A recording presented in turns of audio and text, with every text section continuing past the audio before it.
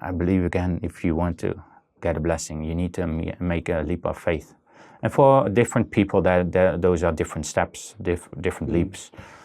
Don't be discouraged, I would say. Don't be discouraged because you feel lonely, because there are a number of people who feel lonely, but if they would know about each other, they will be less lonely.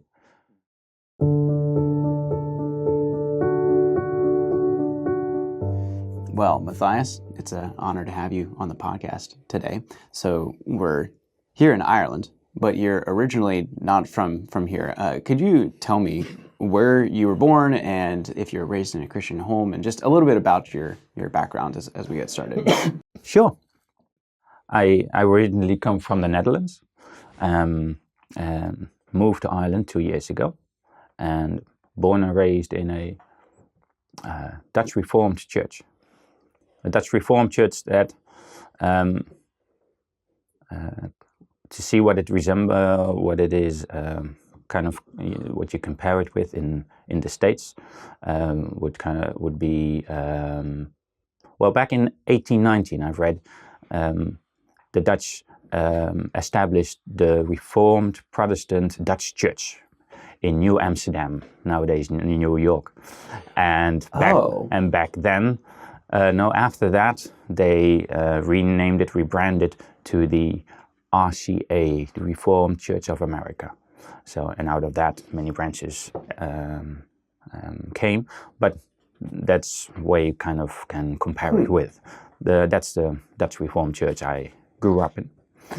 So, born and raised in that church, in that setting, really appreciated that, and also my parents, they made sure I knew the word and went to Christian schools, and always have been active within the church. Mm-hmm. And well, after when growing up, I always have had a passion, a zeal for evangelizing, reaching out. Mm-hmm. So I've done that also in different ways. Mm-hmm. Later on, when I grew up in that and started living on my own, and when I met my wife, and she went to a Baptist church. Well, that's kind of a trouble, of course, because in my Dutch Reformed church, you have, for example, the infant baptism. And the Baptist churches do the believer's baptism. So that's an issue, and that was also an issue between my wife and myself at the beginning, because I was very fond of or convinced about the infant baptism, and so that was an issue. But later on, I came to realize the believer's baptism actually was the biblical one. So and while we were going out, my wife and I, we visited that Baptist church, but we also went to a Reformed church that I went to, so it was back and forth.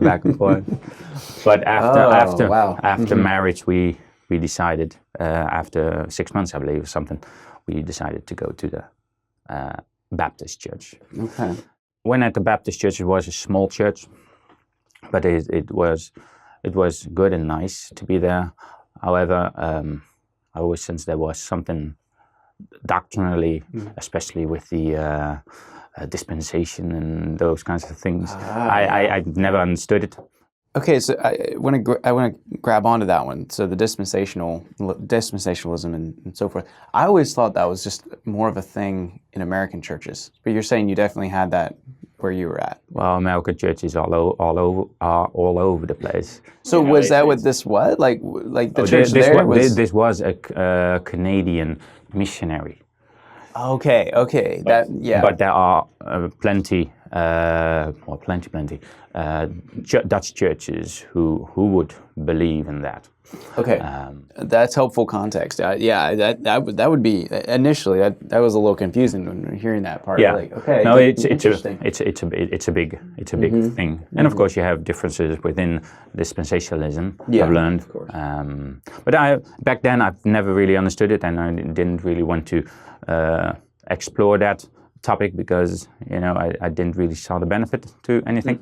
So, but yeah, at some point there were some other things in that church, and we left that church in 2017. But at the end there was, I'm not sure how or why, but we came across there was a question about 1 Corinthians 11 and what that would mean. So I found that interesting. So I went into that for myself.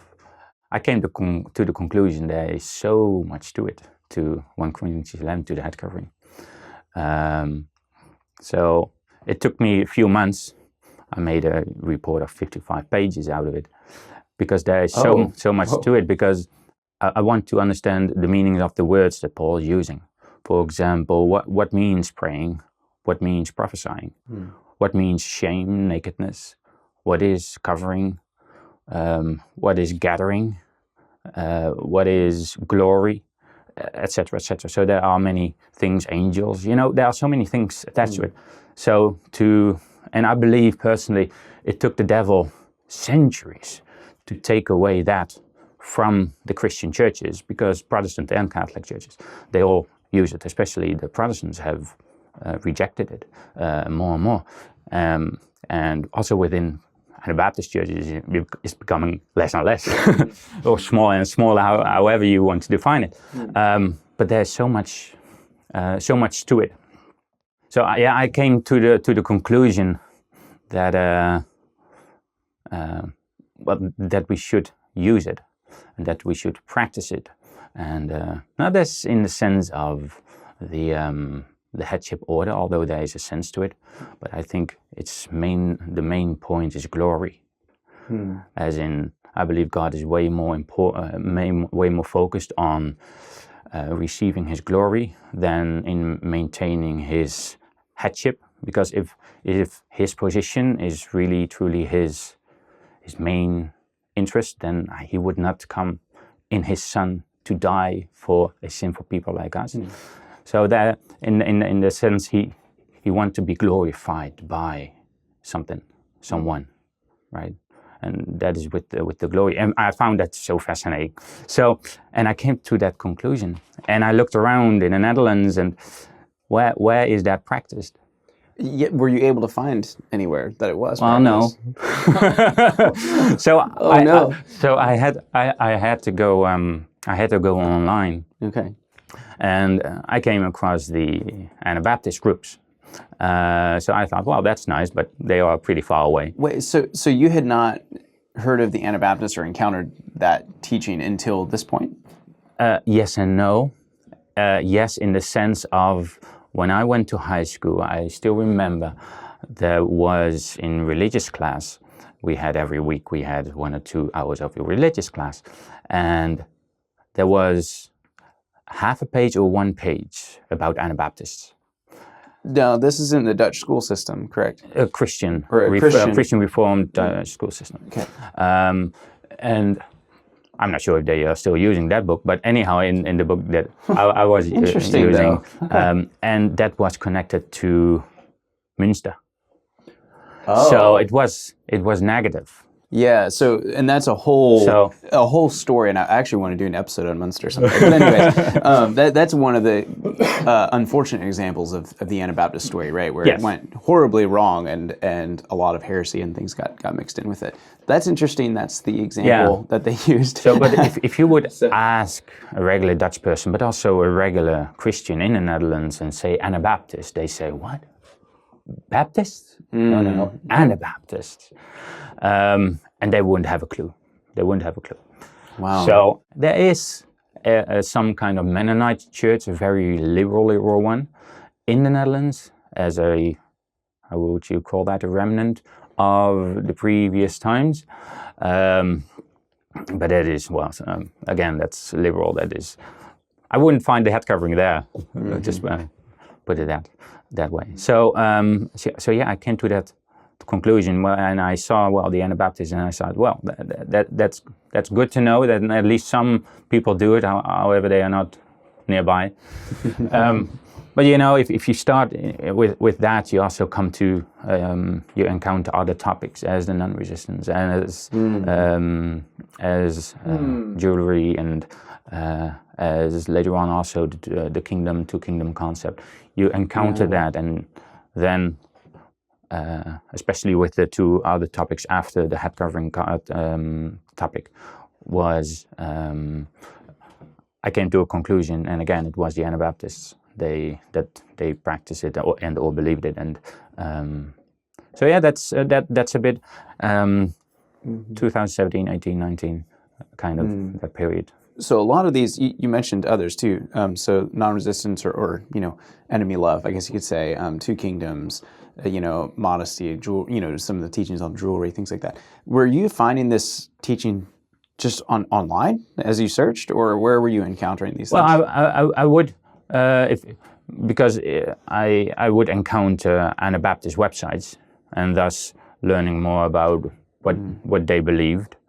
And we also, me and my wife, we have one child, a boy, 9 years at the moment. We want to do homeschooling, or we are homeschooling. But back then we wanted to homeschool. And you don't really have Dutch curriculum for homeschooling in the Netherlands because it's a very small group of people to do homeschooling in the Netherlands. People can though. Yes, at the moment. But my personal opinion is that it is going the wrong direction politically at that point. But that's a whole other topic. But that is one of the main reasons, one of the two reasons why me and my wife also moved to Ireland, just because we know certain things, we expect certain things to change, and in Ireland it's more ingrained in the constitution, the freedom of education by the parents, and in the Netherlands it's more an article within the law, so they won't really change it, I suspect, but they will go around it without changing. Yeah.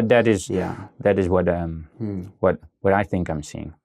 So, but anyhow, we were thinking of going to do homeschooling, and we needed to have an English curriculum, and we've learned through French about an address in Wales, and there you have the nationwide church. Yeah, and they have a mission there, and they send out books and I believe, and also the curriculum. So we ordered curriculums there, and at one point they also added to the package. They added an invitation to their conference that they have at the end of November, early December.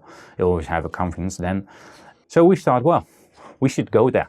So we went there, and at that point we didn't know any Dutch Anabaptists. But when we went to that conference in Wales, we got to know two other Dutch Anabaptist families. That was an eye-opening. It was happy to know that there are some other people going into that direction, and well, from that on, we especially with one other couple, we maintained contact. Although they live 2.5 hours away from us, so it's not something that you do it every week, But anyhow, it was good. Oh, and at that conference, we also met a couple from Wisconsin, and they invited us to come over to visit them, and I believe we went there for 2 weeks. I think, I'm not sure. I think so. And so we said to that invitation, we said yes. So we went there, and the brother asked before we came, "What do you want to do?" So we want to meet the people, because we want to see what is life like.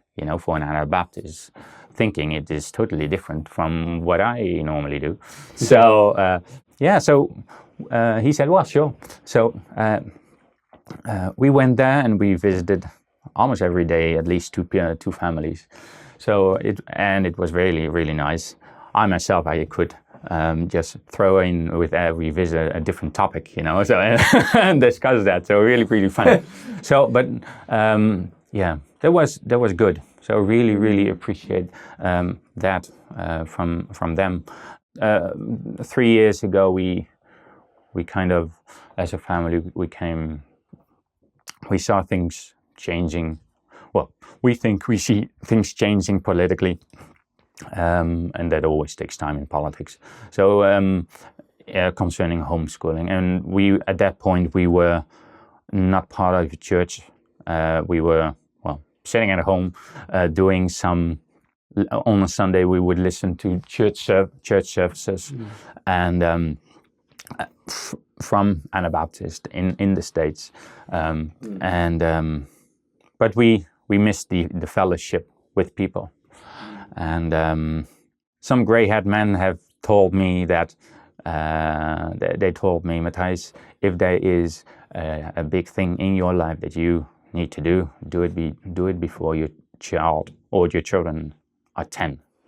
So, and I think there's some truth in that. If it is 10, 11, or 12, it doesn't really matter, I think. But the meaning, there's truth in that. And, well, we thought, at least. And compared to that, with that, and homeschooling changes and not having fellowship. So there are multiple reasons why we came to that thought, and later on the decision to move. And, we ourselves, we started thinking, well, if we go, where would we go to? Well, yeah, because if there's no other groups in your own country, I mean, you're talking about you're going to have to leave your home country, and go somewhere else. That's significant, to move like that. Is it not? Yes, because it's in the mind of a Dutch person, and also for me myself, of course. But also for family and friends who are not in that process. You go to a different country, It's kind of, you go in the States, you go from one state to another. But it's not the same thing, I think, because it's culture-wise, language-wise, and perhaps rules. There are some differences in rules and regulations in the States, but I think it's less changes. But But one benefit is here with Ireland, it's part of the EU. So we've been thinking of, we didn't want to leave Europe. We want to stay in Europe. There were 3 options that we were thinking of. And, Wales, the Nationwide of Wales. Nationwide also has another mission in Denmark. We visit them as well. And here in Ireland. We knew about Wales later on, but that's later on. They only started that just before we moved to Ireland.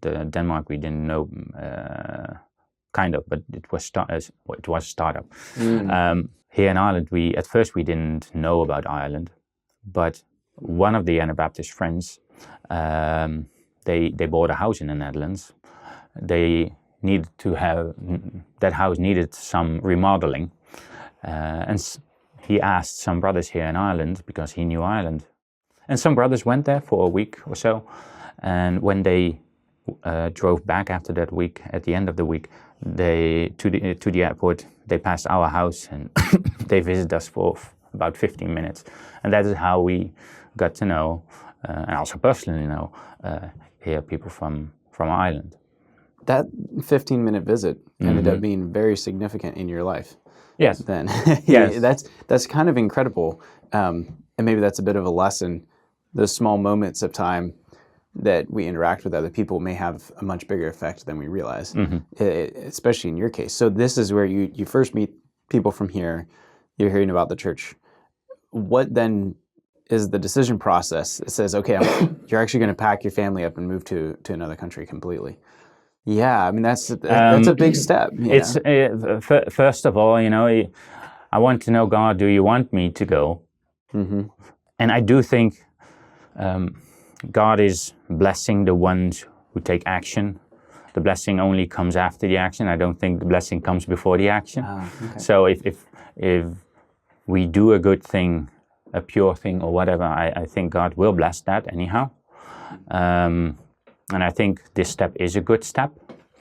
I don't have to read it in the Bible, Matthijs, you have to move. But there are principles in the Bible, to stay pure, to stay whatever. Still asking him, God, if you want me to go, then my main issue was the house. I bought a house, and I needed money to buy a house here. But the first thing was, when we bought that house, it was on the market for more than over a year. So yeah, we were afraid, well, that's going to take a while. Back then, our son was 7 years. So we thought, well, we still have some time left until 10, so let's put it on the market and then we'll see what happens. But my main second concern was concerning the house was, well, the price-wise, I needed money, so I needed to have a good amount, right? So I asked God, if you want me to go, then it has to be sold. The house needs to be sold quickly. Mm-hmm. And it has to be sold for a very good price. Mm-hmm. So what we normally do when we have someone over to do some work for us, so we asked 3 real estate agents to come. On Monday, the first one came, and that is the one I really liked as a person. I had a click with him. There was the second guy on Tuesday. The third I had on a Wednesday, and I really didn't like that guy because from the first minute I really didn't have that click, Mm-hmm. But I'm. Do you know Otto Koning, the missionary in faraway land? It's slipping me where it was, but yes, I know. Southeast Asia somewhere, mm-hmm. Papua New Guinea. Yeah. Okay. Mm-hmm. I remember him saying that. He believed God had assigned him as a protection there in the jungle, the most ugliest guy of the jungle, to protect him. And he was afraid of that guy at the start. Mm. So that is how God sometimes works. So, but anyhow, I had to think about that just a while ago. But I really didn't had a click with this guy. But during our conversation halfway, he said, well, Matthijs, I think I know someone for your house. So, but I didn't want to give him the permission to sell the house, So I told him, well, you can show him the house, but it doesn't mean that you can do the whole process of selling the house and put it on the internet or whatever, that kind of process. So he said, oh, that's fine. So that was on Wednesday, and then on Friday the guy came. He said was interested, and that was an investment guy. He did an investment in properties. He walked around our property, and we had a cup of coffee. During the cup of coffee, the price went up, and we sold the house. And we were allowed to stay in the house for 6 more months. So you sold it in like 4 days or 5 days. Like if you had the first realtor on Monday and the buyer came on Friday. That's amazing. God still does wonders, and He still answers prayers. Oh wow! So He and we were allowed to stay there for 6 more months. We just rented our own house from him. He was an investor. He wasn't going to live in it himself. So yeah. During that time, we bought the house here in Ireland. We did some remodeling in the house. We started the remodeling, and then we moved. About 2 years ago now, we moved here to Ireland. Yeah. That's a big step. And one of the questions that I have with that, there's probably people listening to this that they're searching for a church, for a community, somewhere to join and be a part of. You've clearly went through a process of this in the Netherlands, pretty isolated, and then finding a place to come to. What encouragement would you give to those people who are maybe going through the similar process that you went through? It's quite a question because every person is different. Yeah. And there are differences even between men and women. But the main thing is, in the Netherlands, there are not really that many Anabaptists. And if there are, no one knows about each other, most probably. So that would perhaps be a good thing to start something for that. But as an encouragement, to start having the contacts with those Dutch Anabaptist people. It's easy, and especially in our day, popular to have the contacts through the internet, from the States most often, and there is value in that. But one of the main things of Anabaptists is their community, and their sense of people being together. So to start that, and one of the challenging thing is if you finding other seekers, so to say, you know, it's I'm not really sure if seekers is the right word, but it's just that you will encounter other people who are not on thinking the same thing about, for example, a divorce or remarriage, or the covering, or the two kingdom concept. They've never, probably haven't considered that, although I think that is the glue of the whole puzzle. And that is challenging. And I think that is a good thing, because if you're going to, as an outsider, come and join later on in Anabaptist Church, perhaps here in Ireland, perhaps somewhere else, there will be some challenges, especially from an European and or even a Protestant mindset. There will be challenges, and you would need to cope with that. But I believe if you have the desire to do so, you should make the step and the effort to actually engage with the people you want to engage with. Most people are looking for a church. We did as well, to just establish church where is some kind of stability. People will need to make a leap of faith. And again, I believe if the step is right, not selfish but for others, I think God will bless that. Our main point one of the main points for us was not really ourselves, but more for the Son. So in that sense, because I think we would have, as us two, we would have coped within that environment. But for him in the future, etc., I think that would be a good thing. And I think God blesses that. And where to live is one of the main points, where main questions, and I believe God provides. You know, I cannot work for the amount that the house went up. You know, I cannot work for that. And when I came here, I didn't have a job. I just did remodeling for 6 months. I sent out 2 resumes, and I found the job that I prayed for. I believe God answers prayers, but I believe, again, if you want to get a blessing, you need to make a leap of faith. And for different people, those are different steps, different leaps. Yeah, don't be discouraged, I would say. Don't be discouraged because you feel lonely, because there are a number of people who feel lonely, but if they would know about each other, they will be less lonely. And if God wants a church there, then he can start a church there, but you will need to have humble people. And if people stick with their own doctrines and beliefs at certain points, you know, it's difficult to get a church established.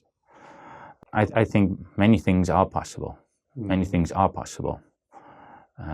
But again, for every person that might see or look different. And if someone really is searching for something, then there are conferences. You know, you can go to Wales for a conference. You can come to Ireland for conferences. You can come for a visit, and then experience. You don't really have to go to the States for that anymore. right? So we're happy that the Anabaptists came back again, you know, after that many centuries, right? So we're happy about that. Well, it's so interesting because Netherlands, probably not far from where you lived, is where Menno Simons would have lived, right? So it's kind of ironic in a way. You come from where a lot of this started for many of our people, right there in the Netherlands. Yes. You know, I think that was really helpful what you just shared. I think the piece I'm taking away from this is the isolation is a real thing to remember, you know, and for you and your family saying, you know, we need to have a real community around us. Like I guess you can listen to sermons on Zoom and you can, you know, talk to people on the phone, but it's not the same as living in a community with others. And I think that's powerful. So, well, as we bring this story to a close, is there anything else you would like to leave with our listeners, or anything else that maybe there's something I missed in the story as we went along? Well, I just shared a few thoughts also for the ones who are searching for things and looking for answers. But I would like to address Anabaptists who grew up in the most often than in the States or Canada or whatever. But they are who are in those groups for multiple years. That it is important to do that outreach, to go to those places, because yesterday we sang a song at the school, the Christian school, and there was a sentence of that people are crying out to be loosened from the bond. And people are bound by Satan. And we know Christ took away the bondages of Satan, but we still have to resist. People need to believe in Jesus and resist the devil. And if we don't go there as a group of people, if the Anabaptists, if they are reactive and not really proactive, then people will stay there in that crying, just like Romans 10:14 and 15 says. If they cry, how can they cry to him who they don't know? And how will they know if they are not preached? And who will preach if they are not sent? And that is, I think, that it's a proactive attitude. And we should go with that mindset, because as Jesus says, the harvest is white, and he's looking for harvesters, for workers. So who is willing? Because I believe if you go somewhere, even if you are if no one is asking you to come, because that is one of the things that Anabaptists do, you know, if someone asks, they will come and start a church. But if they would go somewhere without asking, and they just go there, they will find those who are crying out, because Christ said so. And I think also here in Europe, in the Netherlands, Ireland, I think there will be a great harvest for that, and people will be released from that bondage of darkness way sooner if we have a more proactive approach to that. And we don't have to fear, because the harvest is white. We don't have to fear. It's not dark. You know, we don't have to fear anything, because the promise already has been given. We just have to do. So, but I'm really grateful that there are already some Anabaptist groups coming here, establishing something, reaching out to people, and that the kingdom of God is expanding. That's a powerful note to end on. You know, go and bring Christ's light around the world to these places. Thank you so much for sharing. I hope this was an encouragement to many people who will listen to this. Then maybe they will take those steps that you described, whether they're seeking for a community or whether some of these other groups could go to some of these places and share Christ's light. Yeah, it's a powerful message. Thank you for sharing today, Matthijs. Thank you so much for having me. Thanks for listening to this episode with Matthijs. If you enjoyed this conversation, you might want to check out this episode we did with Sister Judy, where she shares her story of her journey through the Christian spectrum. You can find all our content on our website at anabaptistperspectives.org. Thanks again for listening, and we'll see you in the next episode.